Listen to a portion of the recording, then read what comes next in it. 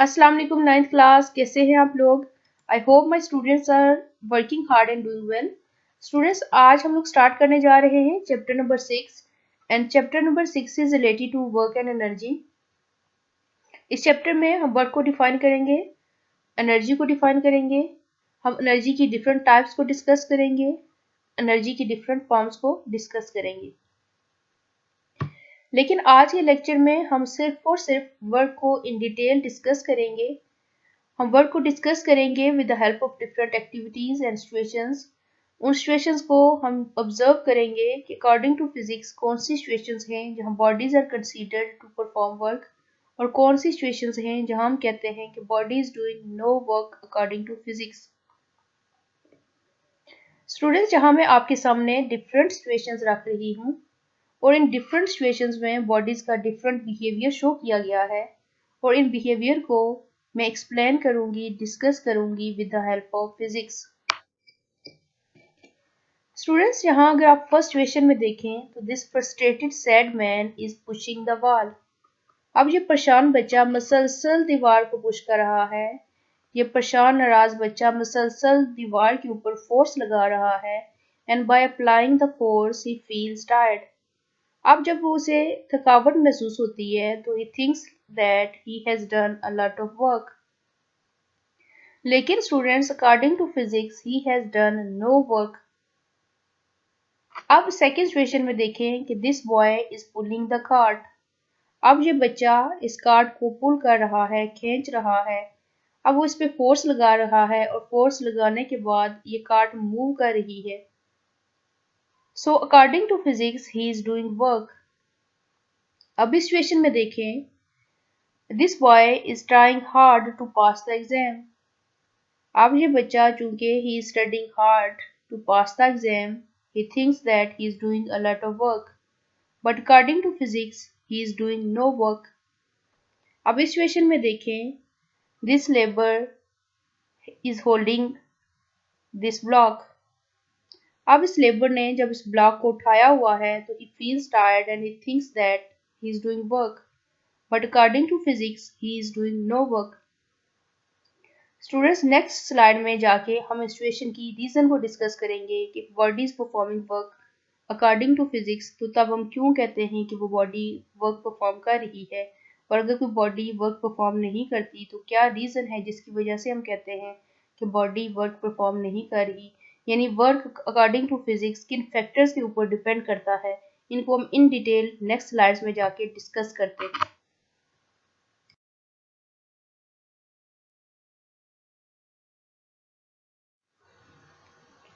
Students, अब हम लोग फिजिक्स के अकॉर्डिंग वर्क को डिफाइन करते हैं कि वर्क के होने के लिए कुछ कंडीशंस इस तरह से हैं कि अगर हम कहें कि हम किसी बॉडी पे कोई वर्क कर रहे हैं तो इसके लिए हम सबसे पहले उस बॉडी पे फोर्स अप्लाई करेंगे, और फोर्स अप्लाई करने के रिजल्ट के तौर पर वो बॉडी मूव करे इन the direction of applied force, तो तब हम कहेंगे कि हमने कोई काम किया है। जैसे आप कंसीडर करें कि this boy is applying the force on this cart, and second condition ये है कि अगर ये कार्ट मूव कर रहा है in the direction of applied force, then we will say that this boy is doing work. So अगर work को डिफाइन करें तो work done by a force is given by the product of force and the distance moved in the direction of force. Work की definition क्या है कि हम body के ऊपर फोर्स अप्लाई करें, और फोर्स अप्लाई करने के रिजल्ट के तौर पर बॉडी डिस्टेंस v कवर करे इन the direction of applied force, तो तब क्या होगा, वर्क होगा। वर्क को रिप्रेजेंट करते हैं सिंबल से जो कि w है, और मैथमेटिकली अगर हम इसको लिखें इसी स्टेटमेंट को, तो w is equal to force into distance covered. यहाँ f शो कर रहा है अप्लाइड फोर्स को, s शो कर रहा है distance moved in the direction of force. Students, SI unit of work is joule, और जॉल को इन डिटेल हम नेक्स्ट स्लाइड्स में जाके डिफाइन करते हैं। इस रिलेशन को अगर आप ऑब्जर्व करें तो ये रिलेशन शो कर रहा है the factors on which work depends. Work depends on the applied force, and the second factor is force apply करने के बाद body cover a distance in the direction of applied force. अब students ये तो general case है जहां हम कहते हैं कि बॉडी डिस्टेंस कवर कर रही है in the direction of applied force. लेकिन बात सिचुएशन ऐसी होती हैं कि जहां अप्लाइड फोर्स कोई एंगल थीटा बना रही है विद द डिस्टेंस कवर्ड, तो उस वक्त वर्क को हम लिखेंगे W is equal to F cos theta into S. यहाँ आप देखें कि ये मैन इस ब्लॉक को पुल कर रहा है, आगे की तरफ खींच कर रहा है और अप्लाइड फोर्स की डायरेक्शन कुछ इस तरह से है और ब्लॉक मूव कर रहा है इस डायरेक्शन में। सो इन दोनों के दरमियान एंगल थीटा बन रहा है। अब इस अप्लाइड फोर्स को अगर हम रिजॉल्व करें तो इसका जो हॉरिजॉन्टल कंपोनेंट है वो एफ cos थीटा है। ये वो कंपोनेंट है जो कि वर्क को सपोर्ट कर रहा है। So we will write it as W is equal to F S cos of theta.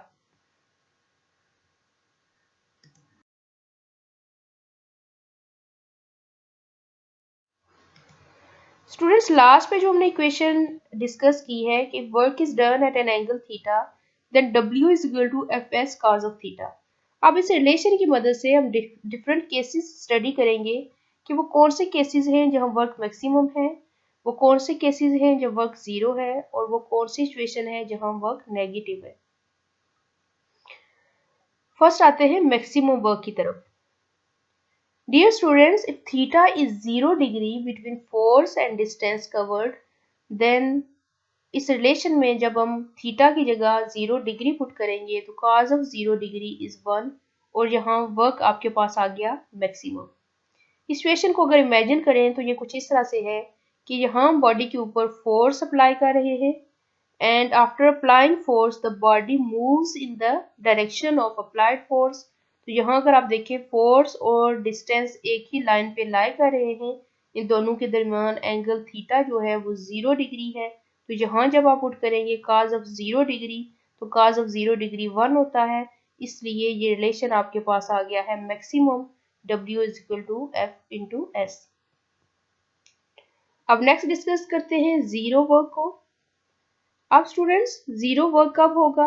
When theta is 90 degree between force and distance covered. cos of 90 degree अगर पुट करें तो cos ऑफ 90 डिग्री होता है 0। तो इस तरह से work क्या हो गया? 0 हो गया। अब इस सिचुएशन को अगर इमेजिन करें तो ये कुछ इस तरह की सिचुएशन है जैसा कि this man is holding this bag और इस बैग को पकड़ कर वो मूव कर रहा है इन द फॉरवर्ड डायरेक्शन। अब यहाँ अगर आप देखें तो bag is moving in the forward direction लेकिन the man is applying force on this bag in the upward direction. और आप फोर्स और डिस्टेंस के दरमियान एंगल देखें तो 90 डिग्री है और cos ऑफ 90 डिग्री 0 होता है। इस तरह से वर्क क्या हो गया है? 0 हो गया है। स्टूडेंट्स नेक्स्ट सिचुएशन है नेगेटिव वर्क। अगर थीटा हो 180 degree between force and distance covered then आप cos ऑफ 180 डिग्री जब लिखेंगे तो cos ऑफ 180 डिग्री होता है -1 और इस तरह से ये रिलेशन बन जाएगा W is equal to minus F S, क्योंकि cos ऑफ 180 की जगह माइनस जब पुट करेंगे तो माइनस से मल्टीप्लाई होगी, माइनस एफ एस आ गया। अब स्टूडेंट्स इस सिचुएशन को अगर आप इमेजिन करें, ये ब्लॉक है और ब्लॉक के ऊपर हम फोर्स लगा रहे हैं फॉरवर्ड डायरेक्शन में, ब्लॉक आगे मूव कर रहे हैं। अगर कंसीडर करें फ्रिक्शनल फोर्स को तो फ्रिक्शनल फोर्स एक्ट कर रही है बैकवर्ड डायरेक्शन में। ब्लॉक आगे मूव कर रहा है लेकिन फ्रिक्शन उसे पीछे की तरफ खींचने की कोशिश कर रही है। सो यहाँ अगर आप देखें work done by the frictional force is negative work. Dear students, starting slides में मैंने आपको बताया था कि unit of work in system international is joule. अब यहाँ मैं आपको बताऊंगी कि 1 joule is equal to what. 1 joule को हम डिफाइन करेंगे कि 1 जॉल वर्क कितना वर्क होता है। स्टूडेंट्स आपको पता है कि जब हमने यूनिट को डिफाइन करना हो तो हम हेल्प लेते हैं फार्मूला की। As we know W is equal to F S. As force is measured in Newton and distance is measured in meter, so 1 joule is equal to 1 Newton times meter। अब 1 joule कितना work है? When force of 1 Newton is applied on a body and body covers a distance of 1 meter in the direction of applied force, then the work will be 1 joule। Students most important MCQs है ये। 1 joule is equal to 1 newton metre. और most important definition papers में अक्सर पूछा जाता है, define जॉल। सो आपने ये जॉल की डेफिनेशन माइंड में रखनी है। अब वर्क के कुछ बिगर यूनिट्स भी हैं, जैसा कि किलो जॉल, और आपको पता है कि किलो प्रीफिक्स की वैल्यू क्या होती है, 10⁻³ मेगा जॉल, मेगा प्रीफिक्स की वैल्यू क्या होती है, 10⁻⁶। So 1 mega joule is equal to 10⁻⁶ जॉल।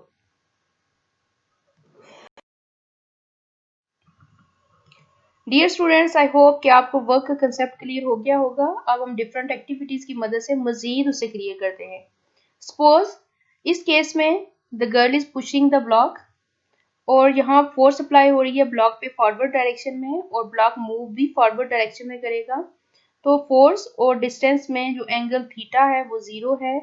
So work is maximum. इस सिचुएशन में देखें, ये लड़की इस बैग को अपवर्ड डायरेक्शन में फोर्स लगा रही है और मूव कर रही है फॉरवर्ड डायरेक्शन में।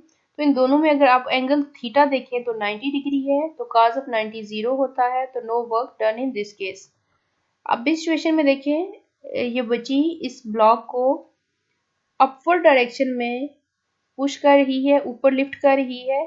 इट मीन्स वो फोर्स भी अपवर्ड डायरेक्शन में लगा रही है और इसे ऊपर ही मूव करते हुए लेकर जा रही है।